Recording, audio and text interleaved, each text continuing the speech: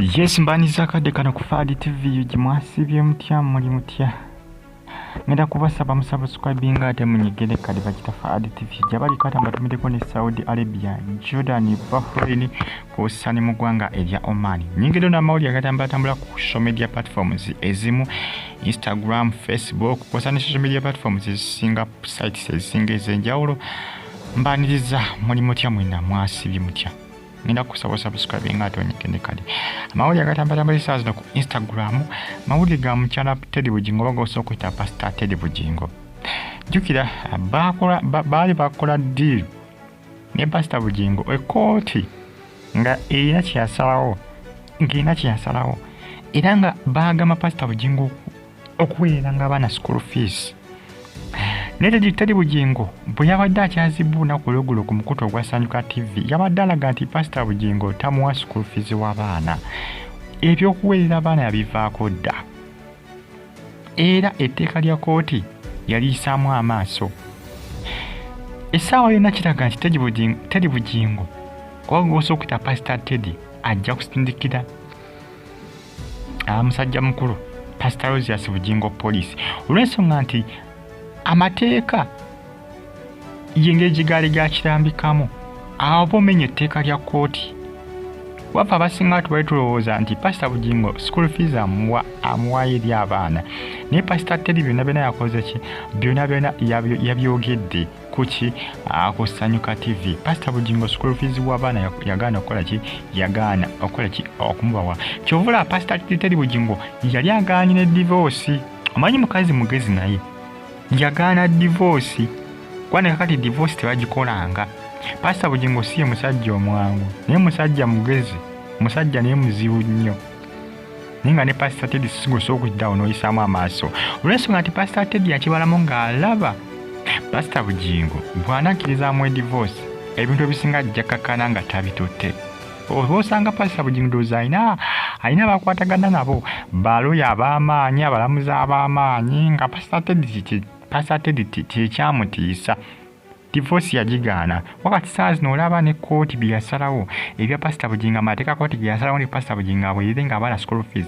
Pastor Bugingo ebyo byonna yabisuula mu gguluka. Tabirabamu makulu.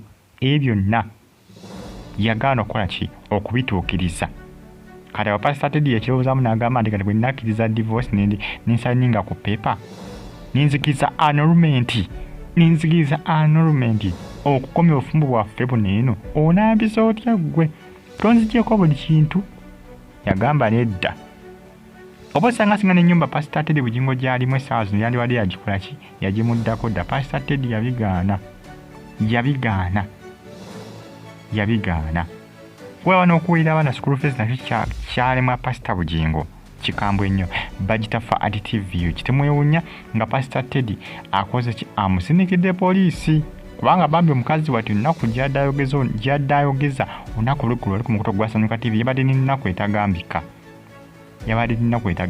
Abaana baabwe bonna ne mukazi wati omusajja abaana yabamulekera yabakola ki? Yababaweerera school fees. Yabamulekera Pastor Bugingo mulaba edduka. Yabamulekera Pastor Bugingo ye nga ye bw'abeera ayogera ku kannirandi ye alaga nti abaana Teddy Bugingo yabamulemesa okuddamu okukola ki? Okubalaba. Pastor Bugingo yagamba nti ekyo kye kimulemesa okukola ki? Obutawaayo school fees. Nti Pastor Teddy yamukweka abaana. Kuba Pastor Teddy alina statement gye yakoze ku Sanyuka TV olunaku olw'eggulu ng'alaga nti omwana omuto amanyi okumubuuza taata ye ng'amugamba nti taata waffe ye Katonda. Pastor Bugingo yalaba nga Teddy Bugingo eyamwawula ku baana be era ndowooza kimulemesa okuwaayo school fees. Ate tunaagamba tutya? Osanga kimulemesa okukola ki? Okuwaayo school fees olw'ensonga nti abaana tebakyakola ki? Tebamuwa time, tebamuwadde katiibwa. Kuba Pastor Bugingo yagamba nti abaana tebamuwadde katiibwa era okubasonyiwa okuddamu okubabala ng'abaana balina kukola ki? Alina kukola ki?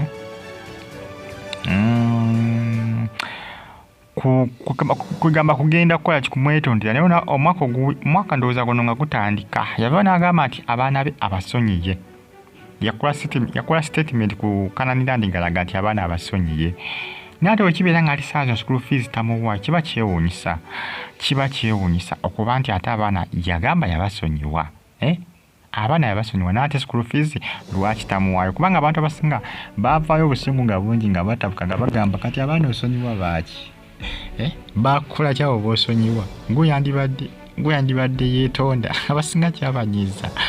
Naye nga munnange mukazi wattu Teddy Bugingo adaagana school fees atoba na school fees agamba nti omusajja tamuwa school fees. Yagaana okuweerera ki? Yagaana okuweerera abaana.